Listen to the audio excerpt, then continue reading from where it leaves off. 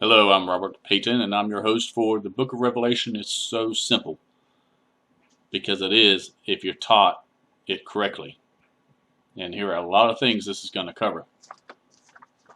First, we're going to talk about what John is seeing, and then what the visions he's seeing means. Because there's two separate things. It's not all one book. You don't read the Book of Revelation from beginning to end and expect it to make sense. You got to put yourself in John's shoes. You got to be there as he goes to heaven. You got to see what he sees. You got to listen to what the angel beside him is saying. You've got to look at the visions he is being shown. You got to realize when these things are taking place, when these visions will take place. Because the book of Revelation was written 2,000 years ago, and a lot of the prophecies in the book of Revelation were about the upcoming destruction of Jerusalem, which did occur back in 66 to 70 AD. And so a lot of the book of Revelation is regarding the past, not our future. But there is quite a bit still left in our future in the book of Revelation, including when Christ returns. Made a list here. Let's go down. We're going to reveal mistranslated words in the book of Revelation. If you ever bought one of the big Strong's concordances and the original Hebrew and Greek, well, you can go through the book of Revelation and look at each words, and especially the ones that kind of don't make sense. And there's usually one single word in there that changes the whole meaning. And this was done deliberately by somebody in King James Court back when the King James Version was translated. And I've yet to see a Bible with all these corrections in it, but there are a few out there that they have made these corrections. We're also going to prove that there's no coming 7-year tribulation. A 7-year tribulation came from taking the destruction of Jerusalem and adding that as it's part of our future. It also comes from the destruction of the whore of Babylon when Christ returns. That's a whole other teaching we'll get into. And it also comes from Armageddon, or the battle at Armageddon in Israel in the Middle East. Because the Bible is a Middle East book. It's not about the whole world. It was only about the Middle East area. Daniel was only about the Middle East area. And all the prophecies about what was going to take place in his future, 80-something% of them, almost 90%, are done. There's nothing left in our future except a little bit about when Christ, about the time now, what's going on now in the Middle East, and what's to come. Well, I was going to prove there's no coming Antichrist. Again, they took the 7th king from Daniel chapter 11, who was that horrible king. He was the one of the horns that came from the 4 horns. And he came in and destroyed Jerusalem. They use him, mix him with the little horn that come from the 10 horns. They mix him with that. And they also mix him with the false prophet. And they created an antichrist person, an individual person that is supposed to come and rule and reign during that 7 years. And you have to use common sense. Jesus died on the cross 2,000 years ago for us, for this world, for the entire world. Romans, I believe it's chapter 8, talks about how Christ ruled. He saved everything, all of creation, with his sacrifice. And then he's just going to hand it over to some guy for 7 years? He's going to allow his children? Would you allow your children? Would you hand them over to horrible, disgusting people for 7 years? I mean, I'm talking the sick ones. Because that's what it sounds like. You're telling people that all this is coming and that God's going to allow it? No. What's going on in the world today, God gave us authority back over the earth, and we're supposed to exercise that authority. And we're supposed to stop all of this nonsense that's going on around the world with the human trafficking, the child trafficking, just every bit of that nonsense. It's our job. It's all man's fault that this stuff is going on. But whether mankind succeeds in defeating a lot of this and putting an end to it before Christ comes, regardless, when Christ comes, He's putting an end to it.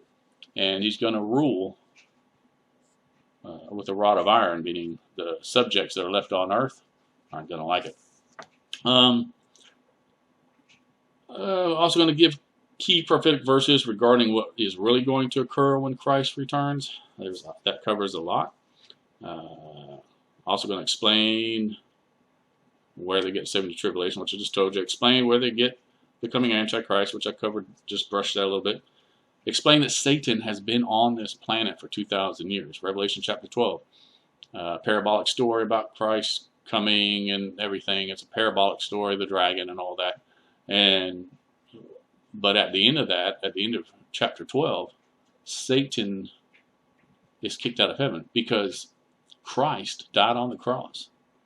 He took everything back 2,000 years ago and kicked Satan out. There was a war in heaven. After the destruction of Jerusalem, there was a war in heaven. He kicked Satan out, and he's on the earth today. If you're looking for an Antichrist person, he's here. His name is Lucifer. Satan, he's somewhere on this planet. And he just got to go find those people that serve him that are doing all this horrible stuff around the world. And you can find him. Whatever he looks like today, I don't know. All right.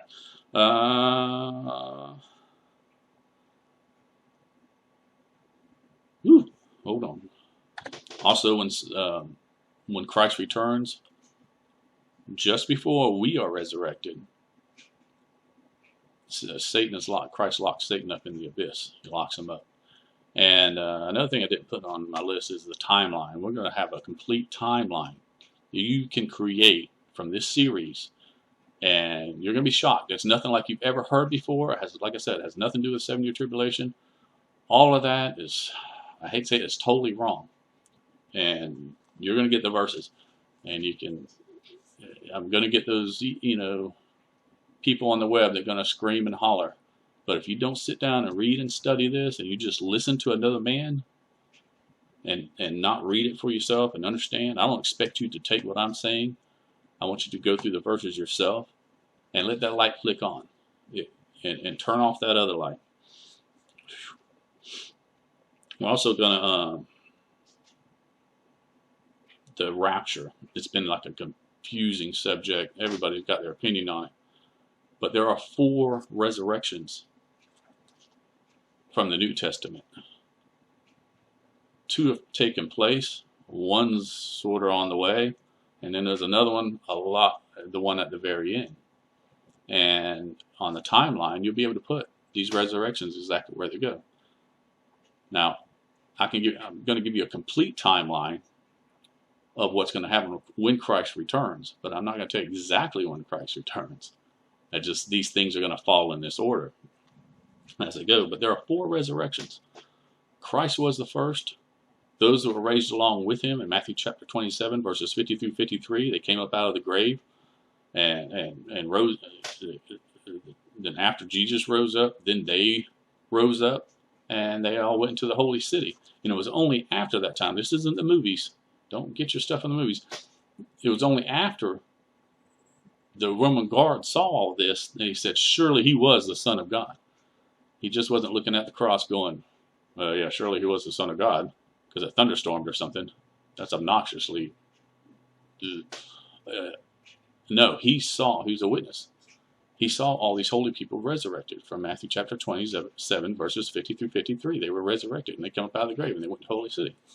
Now we got the next resurrection coming up, which everyone's waiting on, and they call it the rapture.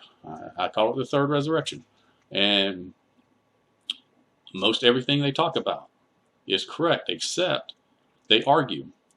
They say it's going to happen before this tribulation, or it's going to happen after this tribulation, or a mid-tribulation, which is satisfy the other ones that don't, whoever created this stuff. But it's there's a resurrection before the 1,000-year reign of Christ, is what Revelation chapter 20 says. It doesn't say nothing about tribulation time. Okay, read your Bible. Read. And then there is another one at the end of the 1,000-year reign of Christ.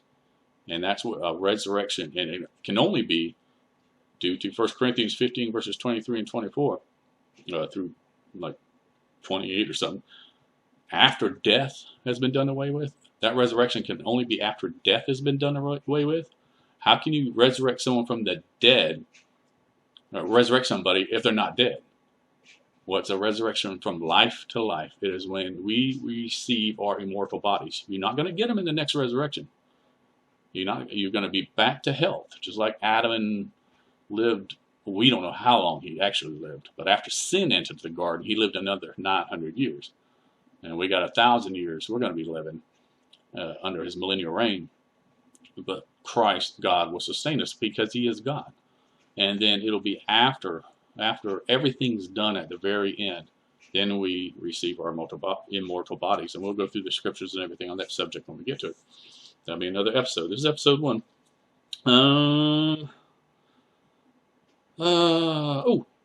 The outside of the scroll. Revelation chapter 5 verse 1 says there was writing on both sides of the scroll.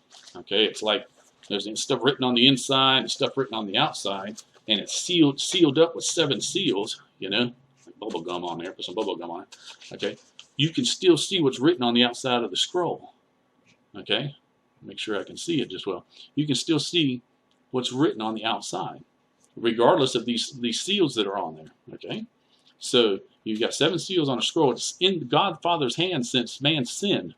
God wrote all this stuff down in a scroll, and it was in his hand. He's sitting at the throne all the time for everyone to see. John saw it.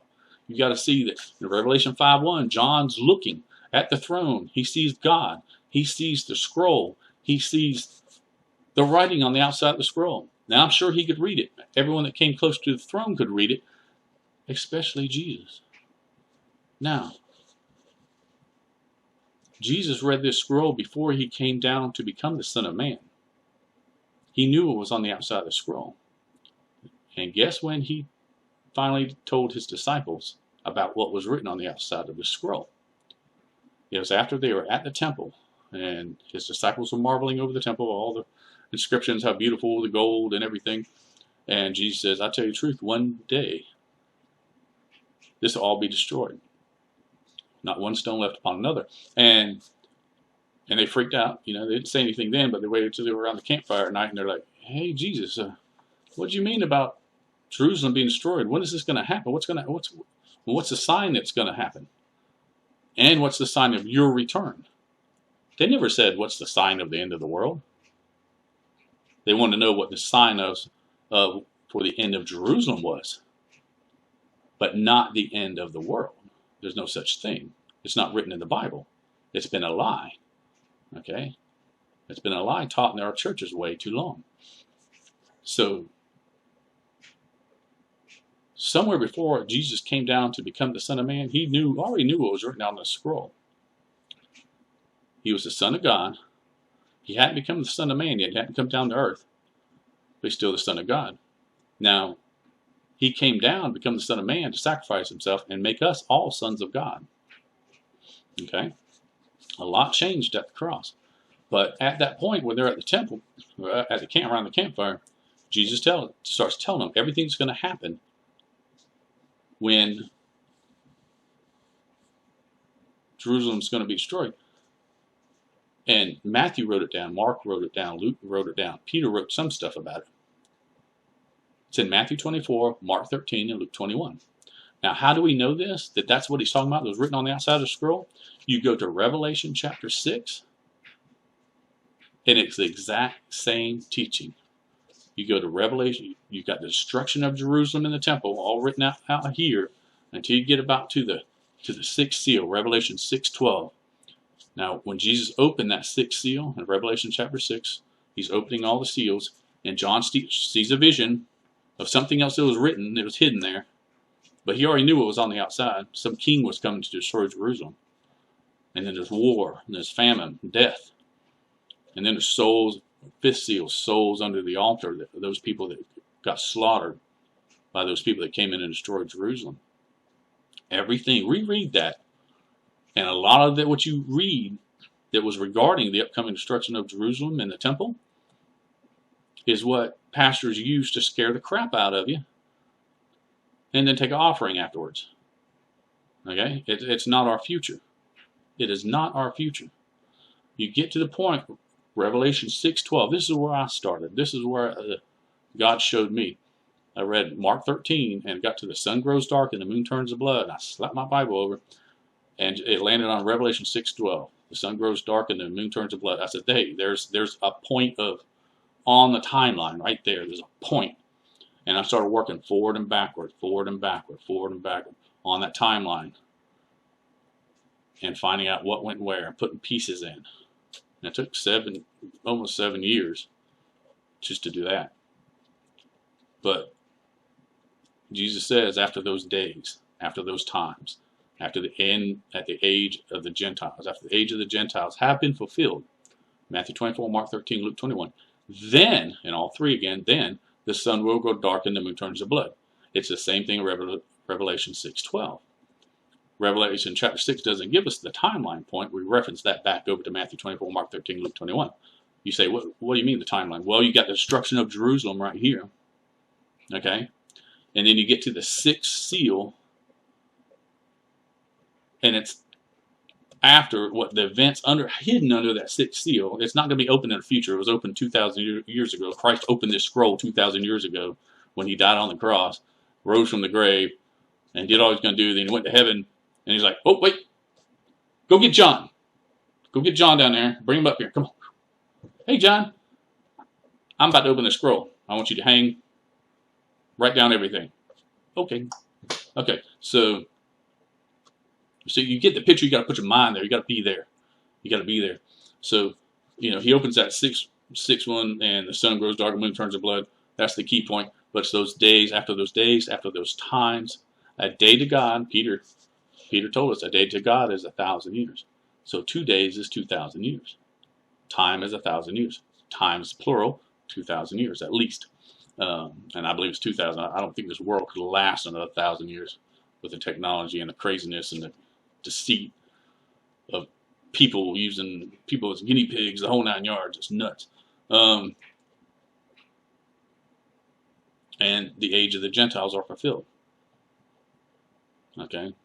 Even in Jerusalem, Gentiles are still controlling Jerusalem. But when Christ returns, they'll do it no more. They won't. It's Christ. He'll sit his feet down and say, hey, I'm here. Out. And kick them all out. So, 2,000, you got the destruction of Jerusalem, which occurred from 66 to 70 AD.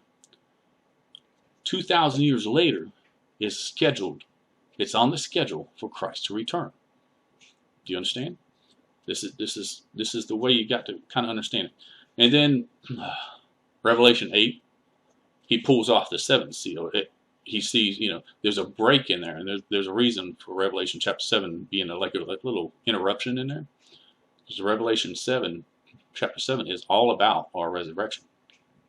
There's mistranslated words in there, and they did it deliberately. Just one word to mess the whole thing up. They're mistranslated one word a couple of times, the same word, and it messes the entire chapter up. So let's skip that. We'll get to that later. Chapter 8. Okay. Christ removes that seal, the seventh seal. John sees in the seventh, Revelation 8:1. He removed the seventh seal, and there was silence in heaven for half an hour. Why? Well, that's how long it took Jesus to read the scroll. Don't that make sense? Half an hour. You can read pretty good, pretty fast. I don't know what was written on the scroll. I don't know how big it was, but it's a lot of information. And then Jesus, after that, started showing John visions. And these were future visions. Now, how far in the future? Well, were they about what's coming up with Jerusalem, or is it about our future? Okay? We don't. Now, we'll get into that. But you got to understand the scroll to understand the book of Revelation. And just remember, Christ has all authority and power and everything now. But he leaves it in the hands of man for these 2,000 years. And his people. his Christians throughout the world. We're supposed to put an end to this stuff. So, and then we're going to go through Revelation chapter 1, where we are supposed to know. We are supposed to know everything. That's in Revelation chapter 1. God demands it. In fact, at the end of the book of Revelation, those that don't enter into the kingdom of heaven are the lazy. One of those groups of people is, he says, lazy. You know what that means? Too lazy to read the Word of God, your Bible, and understand. Are you too busy? Well, a lot of us are busy. God made the time for me to understand this, so I can give it to you and give it to you. For everyone who's writing books on the book of Revelation and all these, these other books, and you're taking a whole bunch of money, did you spill your blood for that? That belongs to God. All of it. You took something. That's like plagiarism. You took. God freely gives. But I believe to make a profit off of what he paid blood for, that doesn't seem right with me. My books are free on smashwords.com. But we're going to cover chapter 2 and 3 along. That's in our past. It's about what he had written for the churches of Asia Minor, which is the nation surrounding Israel, surrounding the Middle East. The nation's just outside. But there's a couple of key verses in there, and showing the nature of God, how he takes his people. He does not allow his people to go through what planned trouble for the enemy is. The time that's coming upon the world, it's not for his people. Okay? And you say, what about chapter 7's tribulation? These are the ones that come out of great tribulation. That's great. Does it say 7 years? I've not found it in any Bible yet where it says the great 7-year tribulation. No, the great tribulation began when sin entered the garden.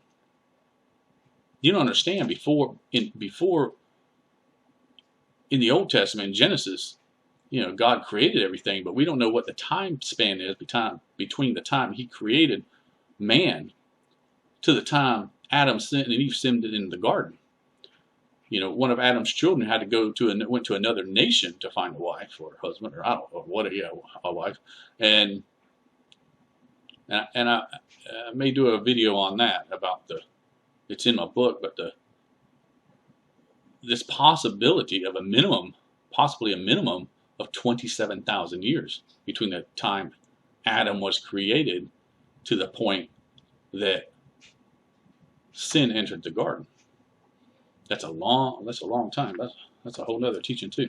Where are we at? Revelation 2, 3, Revelation chapter 4. John's taken up to heaven. Jesus said, "Come on up, come up." Well, as he gets to heaven, he's like, "Oh, look at this!" Like everyone does who gets to go to heaven, kind of stunned, like, "Oh," looking at all this stuff. And one of them was the four. He kept referencing these 4 living beings. Who are these 4 living beings? Everybody thinks there are 4 crazy looking creatures, but there are 4 different types, different group types of angels, and we'll get into that.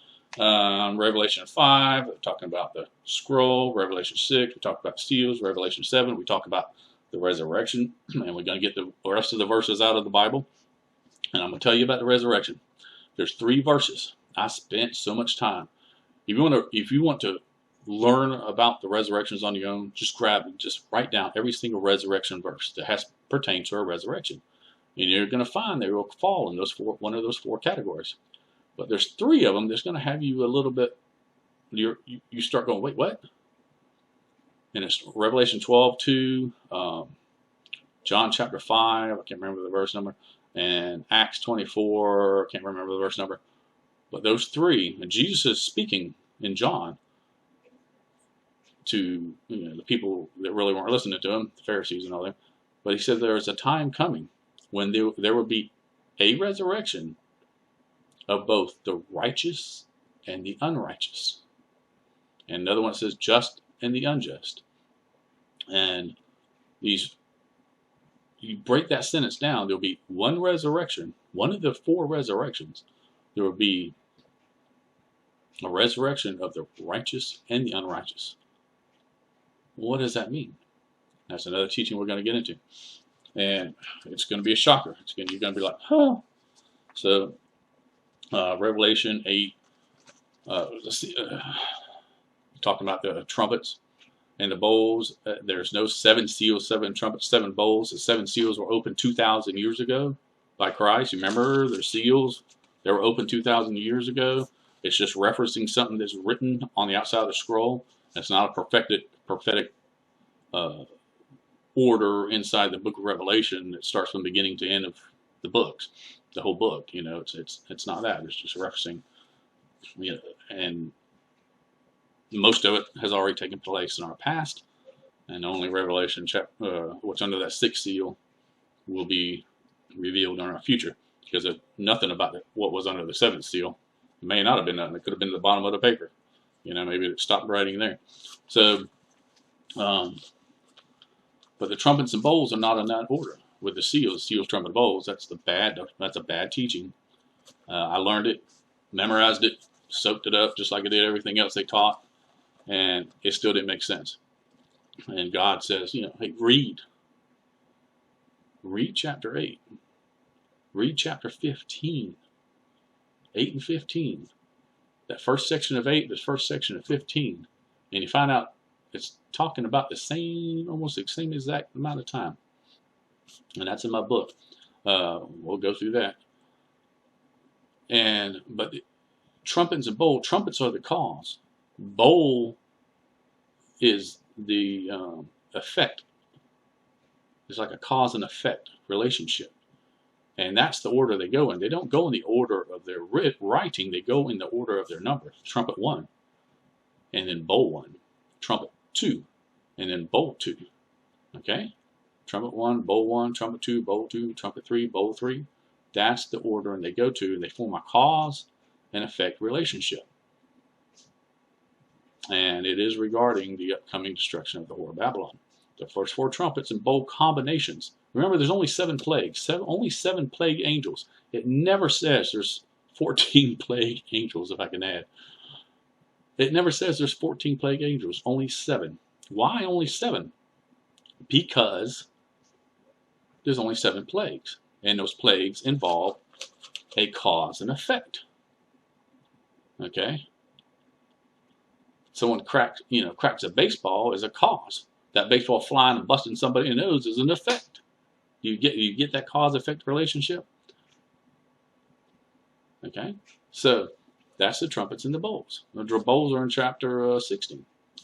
But you back up in chapter 15, and also the first paragraph of chapter 8, not including when he opens the scroll and silence in heaven for half an hour, but the next couple of verses, I think up through verse 5, 2 through 5, is the same thing as the beginning of the end of chapter 15. It's the same thing going on.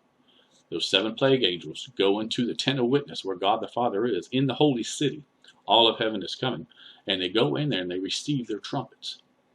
And then they walk out to the angel at the altar and they receive the 7 bowls. So they got a trumpet in one hand and a bowl in the other. These 7 angels. And that's the 7 plagues. Cause, blow the trumpet, effect, pour out the bowl. Okay? Forget everything you learned. My worst problem in studying, and I was going God's Word, was unlearning what I had learned. Okay, well, where does this fall in? Where does that fall in? It wasn't until I was finished. It was like I had totally forgot about an Antichrist. And I was like, wait, where'd the Antichrist go? And so I deliberately ignored Daniel for a while because it didn't make that much sense. But the book of Revelation unlocks the book of Daniel. I went through and right through Daniel and went, oh my gosh, it's so simple. The book of Daniel is so simple, so easy to understand if you understand the book of Revelation. And it's just like, so let's what else we're going to learn here? Revelation 14, the two witnesses. Is it Enoch? Is it Elijah? Is it Moses? You know, which one? Let's argue about it. Let's fight about it. What if it's none of the three? What if it is the two olive branches from the Old Testament? The two, fig trees from the Old Testament. The Old Testament defines the New Testament. The New Testament defines the Old Testament. And those are the holy people of the Old Covenant and the holy people of the New Covenant. That's your two witnesses. It's a parabolic story. The entire thing is a parabolic story. And a lot of its history up until Revelation 11, somewhere around 12, 11 or 12, 10, 11, 12, where he says, and then the two hear voices come up here. That's the resurrection. And then you use what's right afterwards, and just a few moments later, there's a great earthquake. Well, that great earthquake is in regards to the destruction of the whore of Babylon. And you piece all these pieces together. If you piece them all together, you put them on the timeline as we go through them, you create a big timeline, get a chart, some big box board, whatever you call it, project board, and fine print, because you're gonna need about 3 or 4 timelines to put the stuff down, and then you can put it all together. And let's see, Revelation 14, 15, we covered that. 16, 17, the beasts. There's 3 beasts. The first one was the red dragon in Daniel. Christ in Revelation chapter 12, when he came back, when he did come back, he destroyed the red dragon. Okay, that was actually his second coming. After he died on the cross, rose, he came back. And then there was war in heaven. He kicked out Satan. He just also destroyed the red dragon, Satan's religion at the time. And what we're waiting on actually is his third coming, because he does do things in 3, but for some reason they ignore the second one. But and that's why he came down and put his feet on the Mount of Olives and split it. He split it to save his remnant from the armies. Remember the flood, Revelation 12, the flood coming in. Okay, the earth opened up and swallowed the flood. That helped the people. That helped the woman. See, it's a parabolic story, but it's a real life story that occurred back during the destruction of Jerusalem and the temple. And that's, Jesus came down. That was his second coming. But there is a third coming, where he's coming to set up his millennial reign. He did all the work. There's a third coming. And then he's going to turn everything over to the Father. But as he does that, here comes, after the millennial reign, he turns everything over to the Father. And after that, here comes the army. And so then God's in charge. He sends Christ on all his people down to destroy all his people. Revelation 20 is a good format. Just like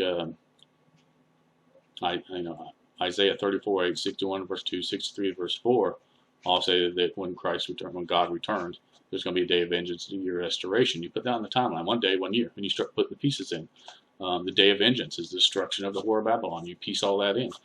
You can actually piece the days from the beginning in, because of another format. You use Isaiah as the format, the day of vengeance, year of restoration.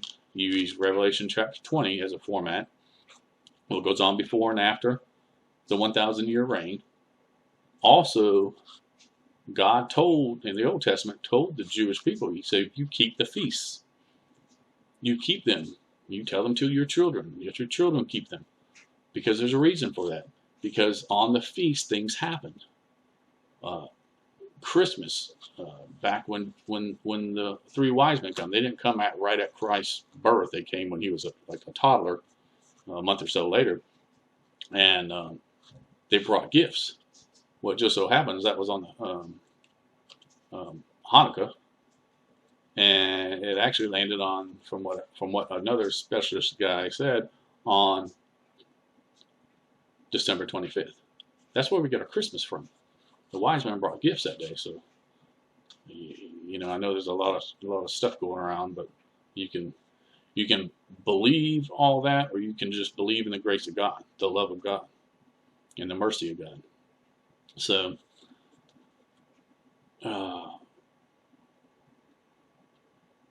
and for any skeptics or pastors out there, you're listening to this, here's a little story for you. Remember the angels come, I said they come out and they go to the altar and they receive the 7 bowls from that angel. They receive the 7 bowls from that angel, and they're full of the 7 last plagues. You go on, I believe it was in chapter 19, or maybe it was 17 or 19, but this angel starts talking to John, and he refers to that angel as the angel with the 7 bowls. Well, when I read it, if you're going to read it from beginning to end, the book of Revelation from beginning to end, he had the 7 bowls, but he gave them away. But now you're telling me he's got the bowls back, and you're like, okay, that don't make sense, because they were poured out. But then right at the last chapter, I believe it was the last chapter or second to last chapter, maybe 21. He refers to this angel again, and this angel, he says, the angel with the 7 bowls full of the 7 last plagues. Well, how does that happen if he poured them out already? Explain it to yourself. Think about it.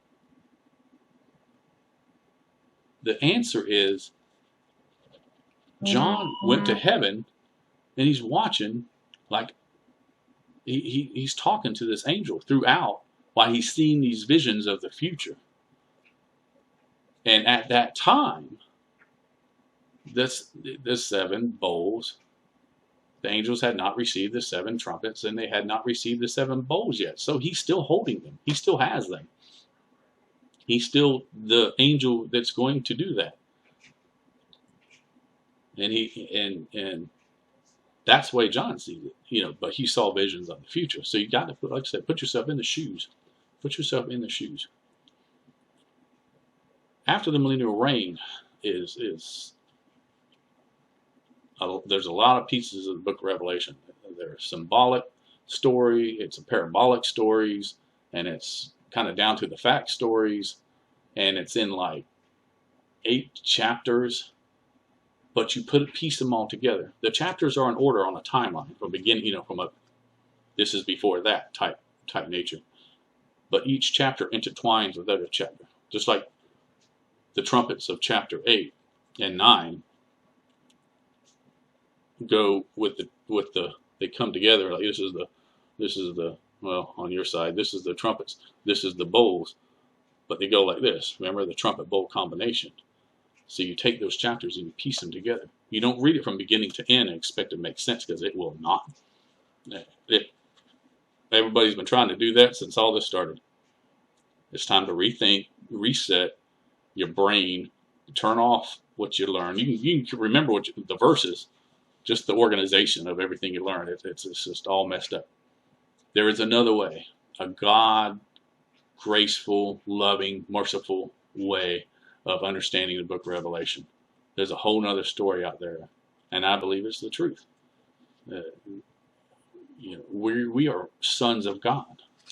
There's 4 verses, and I put them in my book, that God specifically says that we are not destined for his wrath. It's for his enemy. We're not destined for it. So leave it at that in your heart. But if your heart believes that God's going to turn you over to some demonized person, I mean, maybe you have been, maybe you've had abuse in your life. I'm sure everyone's had some type of abuse in their life, and but that's man. That's man.